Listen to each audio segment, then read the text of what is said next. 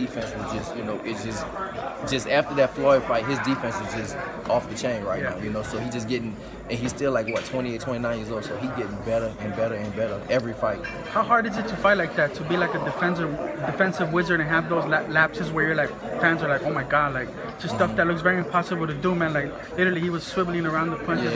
How hard is it to do that? Because I mean, it's just something you got to work on. A lot of, you know, a lot of fighters, they work on only offense, you know, in the gym, and you can tell he work on a lot of defense. And just from, of course, we don't all see his training, but from the training videos that we see that, you know, he work on like a lot of defensive stuff. Him and his trainer, they work on a lot of defensive stuff. So of course, you know, it shows in the fight. You know, it's just about, like, I feel like it's just about what you work on. But some people, they are a little better defensively, just automatically, you know. But you can tell he works on that a lot in the gym. Yeah.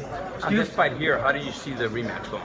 I got twin. I grew up with him, so you know, we all grew up together. And when I moved to Houston from New Orleans, I grew up with him. We all went to high school and stuff like that. So yeah, I go with Jamel.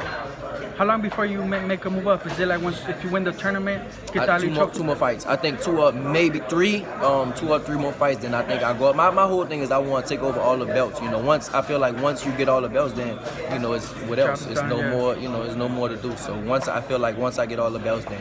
Yeah, then I'll go ahead and go through 147. I know we spoke about this in the past. You had faced Errol Spence Jr. at 152 pounds in amateurs. It looks like he might still be around, man, in 2 more fights at 147. Mm-hmm. Would you like to eventually? Yeah, of course. Yeah, eventually. Well, they talk about he might fight Canelo or something like that. Yeah. So I don't know, but yeah, definitely.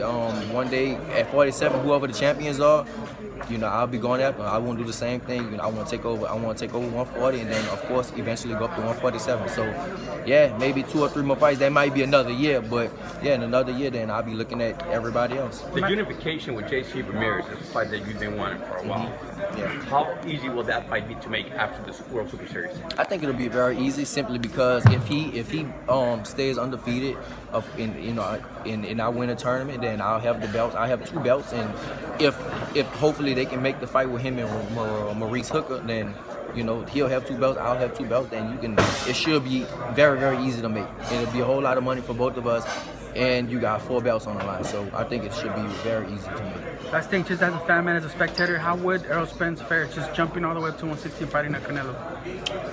Was that a smart move or? Money-wise, it's a smart move. Yeah. It's definitely a smart move money-wise. I don't know. Errol is very strong for 147.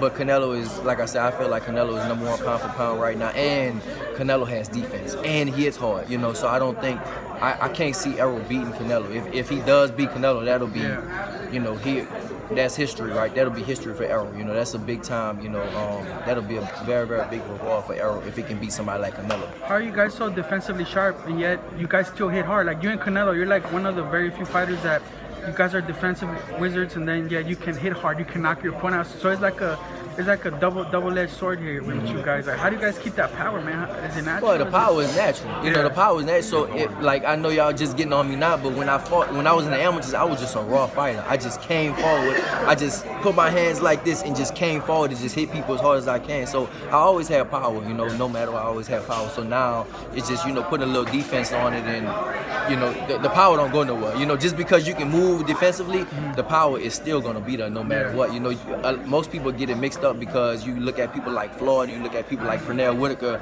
and like Willie Pep. You know, they were so defensive because they couldn't punch. You know, there wasn't big punches, so that's why they were so defensive. But you know, if you put now, like, you know, you got fighters just like me and like Canelo and stuff, we can't be defensive, but we still got pop at the end of it too. So yeah. What was that fight last time? What was that fight that made you transition to a defensive fighter? Because if I recall, the earliest I saw you was Raul Diaz Jr. You knocked him out. It was impressive showcasing of power, and then next thing I know, you're like this defensive wizard, and I'm like, I know you had that all the time, you knew it, but when did you started making that switch? Well, to be honest, I've been had it. You know, I've been, like, in the gym, I always do it all the time, you know, but in the fights, like, my whole thing, like, in my heart, I'm a fighter. Like, I love to go out there and just fight, you know. Sometimes I want to take the punches to see what they got, and I just love to fight, my whole thing. So it all depends on what I want to do. My opponent, coach, like what your opponent brings to it, does it have basically. But every time when I'm in the locker room warming up before the fight, my coach always be like, look, don't get hit, don't get touched this first round. You know, that's what he told me this fight. That's what he told me the last fight. He was like, you don't have to get hit. Don't get hit if you don't want. But sometimes I just like to go in there and just go ahead and just mix it up. Just, you know, because I'm a fighter by heart. You know, but yeah, it all depends on what I want to do. Yeah.